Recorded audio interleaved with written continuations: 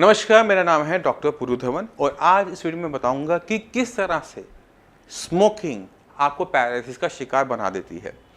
ये टॉपिक मैंने आज इसलिए चुना क्योंकि पिछले 2 दिन में हमें ऐसे पेशेंट देखने को मिले जो कि बहुत कम एज के थे।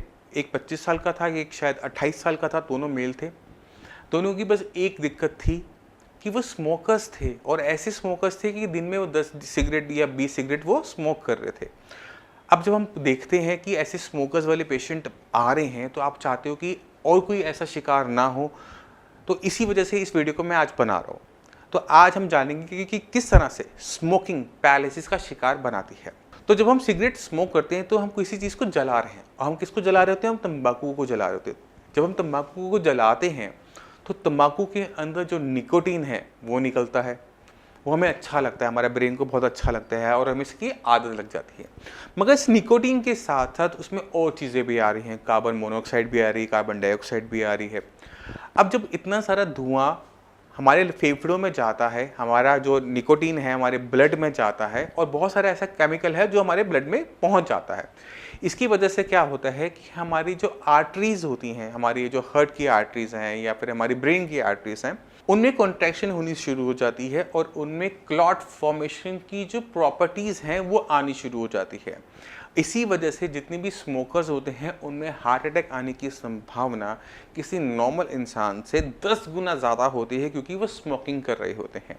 अब हार्ट अटैक आना और ब्रेन अटैक आना ये दोनों सेम रीज़न से हो रहे हैं कि ब्लड में कहीं ना कहीं क्लॉट बन रहा है। अगर वो क्लॉट आपकी किसी हार्ट की आर्टरी में फंसेगा तो हम उसे कार्डियक अरेस्ट बोल देंगे। अगर यही क्लॉट हमारे ब्रेन में जाके कहीं फंस जाएगा तो क्या होगा? उसकी वजह से पैरालिसिस, ब्रेन अटैक हो जाएगा। क्योंकि पैरालिसिस क्यों हो रहा है? क्योंकि क्लॉट आपकी किसी नस में जाके फंस गया या नस कोई छोटी हो गई। नस छोटी होने की वजह से, पतली होने की वजह से जो ब्लड जा रहा था ब्रेन तक पहले की तरह नहीं पहुंच पा रहा, और जहाँ ब्लड नहीं पहुंचा वहाँ खाना नहीं पहुंचा, वहाँ ऑक्सीजन नहीं पहुंची। और जब वही दोनों चीज़ें उसको नहीं मिली तो बिना खाने बिना ऑक्सीजन के कौन जिंदा रहता है? कोई जिंदा नहीं रह सकता। तो वो हिस्सा मर गया। अब जब वो मर गया तो वो जो काम कर रहा था वो कौन करेगा? वो काम अब हो नहीं पाएगा। तो हमारे हाथ और पैर में असर देखने को मिलता है। मान लो कि मेरे लेफ्ट साइड में ब्लड सप्लाई कम हुई है या क्लॉट आया है तो मेरे राइट साइड का हाथ और पैर बंद हो जाते हैं, क्योंकि लेफ्ट साइड का ब्रेन मेरे राइट हैंड को, मेरे राइट पैर को चला रहा था जब वो ठीक से काम कर रहा था। मगर अब क्लॉट की वजह से जो डैमेज हुआ है ब्रेन के अंदर, इस वजह से हमारे हाथ पैर काम करना बंद कर जाते हैं। तो कहने का मतलब ये है कि अगर आप स्मोक कर रहे हो और आपको लगता है कि आपको कोई दिक्कत नहीं होगी, तो ऐसा नहीं है कि नहीं हो सकती। पूरे चांसेस हैं कि आपको पैरालिसिस जैसी दिक्कत, बड़ी दिक्कत या फिर किडनी फेलियर जैसी बड़ी दिक्कत हो सकती है, क्योंकि हम स्मोक कर रहे हैं।